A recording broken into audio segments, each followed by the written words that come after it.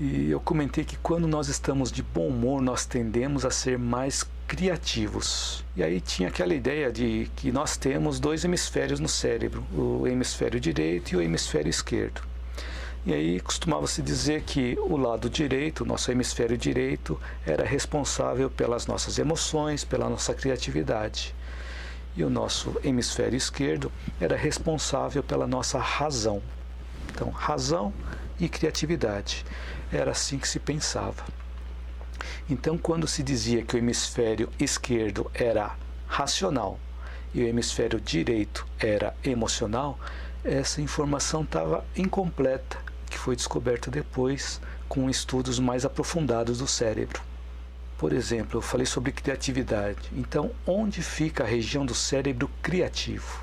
Porque antigamente se achava que o cérebro criativo ele ficava no nosso lado direito. Então, o nosso cérebro criativo não é apenas o nosso cérebro direito. Ele envolve o cérebro inteiro, esquerdo, direito, em cima, embaixo. Então, de acordo com o estado do cérebro criativo, ele acessa uma extensa rede de conexões. Então, como que nós podemos adquirir a criatividade? Então, por exemplo, existe um modelo clássico de 4 estágios para a criatividade. O primeiro estágio é nós definirmos e enquadrarmos o problema. Então, dizem que os sinais dos grandes gênios numa determinada área é que eles têm a capacidade de ver os problemas e os desafios e fazer perguntas que ninguém mais faz. Então, um dos 4 estágios é nós identificarmos o problema, definirmos qual é o problema, nós enquadrarmos aquele problema. O segundo estágio é nós reunirmos ideias, dados e informações para ajudar com a descoberta criativa. Mas a criatividade não vem do nada, assim? Esse é o ponto, a criatividade não vem do nada. Mas como é que vem então a criatividade? Então, primeiro precisamos ter a identificação do problema. Depois nós precisamos levantar as informações referentes àquele problema. E de onde vem a criatividade? Vem de alguns estágios posteriores. Por exemplo, quando nós relaxamos, que é a terceira etapa. Então, identificamos o problema, levantamos os dados, as informações e logo depois relaxamos. Isso é pouco contra-intuitivo. Porque as melhores ideias surgem quando nós estamos relaxados. Por exemplo, quando nós estamos tomando banho, fazendo uma caminhada ou estamos de férias, são aí que nós temos as várias informações, temos as várias ideias, as melhores ideias. E a quarta etapa é executar. Executar conforme o que nós identificamos como problema, nós levantamos as informações, tivemos a criatividade e o quarto passo é nós executarmos aquela atividade. Tá certo que nem sempre dá certo executar, porque existe uma frase que diz assim: nenhum plano sobrevive ao campo de batalha. Então, por mais que nós programemos alguma coisa, sempre alguma coisa pode dar errado. Então, quando alguma coisa dá errado no nosso planejamento, é nesse momento que nós desenvolvemos a nossa criatividade, desenvolvemos a nossa inteligência para encontrarmos a solução, associando todas essas etapas que nós falamos, todas essas 4 etapas. Então, eu estava falando sobre a criatividade. Como que o George Lucas ele tem a criatividade dele? Acho que muitos de vocês devem conhecer George Lucas, que ele é produtor cinematográfico, roteirista, diretor de cinema norte-americano, que ele foi produtor cinematográfico e diretor do Star Wars, e no filme Star Wars ele utilizou como base, como referência, os ensinamentos de Joseph Campbell. Joseph Campbell foi um grande mitólogo que ele ajudou, que ele orientou, foi o mentor do George Lucas na elaboração do filme Star Wars. E George Lucas também fez o filme Indiana Jones, que muitos assistiram, né? E uma coisa que eu não sabia, que o George Lucas também ele é filantropista. Tudo isso eu procurei na internet, tá, gente? Né? Que eu Eu sabia tudo isso, não. Busquei na internet e encontrei essas informações no Wikipedia. E lá diz que ele é filantropista. Ele faz parte de um grupo chamado The Giving People, que é liderado por Bill Gates e Warren Buffett, os maiores bilionários do mundo. Que o Bill Gates e Warren Buffett criaram essa organização chamada The Giving People, que é uma organização filantrópica fundada em 2010 nos Estados Unidos e que incentiva as pessoas e as famílias com grandes fortunas em todo o mundo a contribuírem com uma parte significativa da sua riqueza para causas sociais.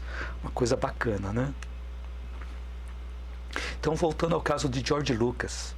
O George Lucas, quando ele tem que escrever ou revisar um roteiro, ele vai para um chalé atrás da casa dele e apenas escreve. E ele diz assim: eu tenho que me manter trabalhando o tempo todo. Então, quando ele fica trabalhando o tempo todo, a criatividade vem. Tem também um compositor chamado Philip Glass. Ele compôs várias trilhas sonoras, como os filmes baseados na vida de Gandhi, chama Satyagraha. No filme também Kundum, que é baseado na vida de Dalai Lama. A trilha sonora do filme O Show de Truman, que é o show da vida, também eu indico esse filme, é bastante interessante. O Show de Truman. Também ele compôs trilhas sonoras do Ilusionista e todas as músicas do disco Águas da Amazônia, do grupo mineiro Wakti. Ele gravou também a trilha sonora do filme Nosso Lar. Então esse compositor, Philip Glass, ele diz que sabe exatamente quando tem as ideias criativas. Olha que interessante, ele sabe exatamente quando ele tem as ideias criativas, que é às 11 da manhã e às 3 horas da tarde, que são os horários que ele trabalha nas composições novas. Então, tanto ele quanto George Lucas, para terem a criatividade, eles continuam trabalhando.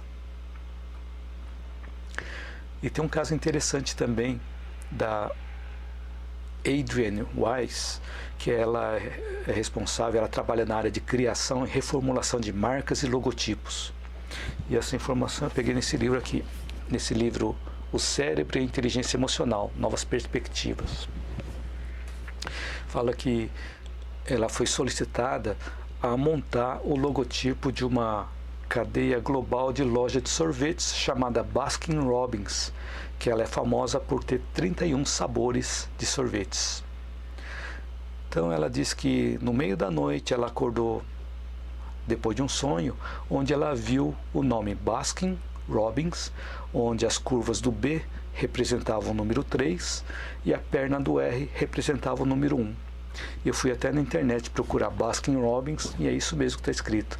Baskin com 3 destacado ali no B e o Robbins com a perna do R indicando o 1. E ali está mostrando que Baskin Robbins ele possui 31 sabores de sorvetes. Essa questão de acordar no meio da noite, ele também já aconteceu comigo.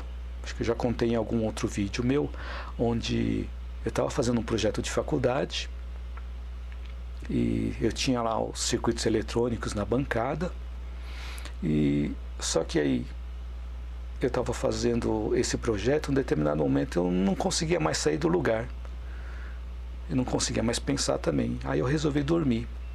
No meio da madrugada, eu acordei com a ideia e com a solução do problema. Voltei para a bancada, acendi as luzes e fui mexer lá no projeto. E aí o projeto funcionou.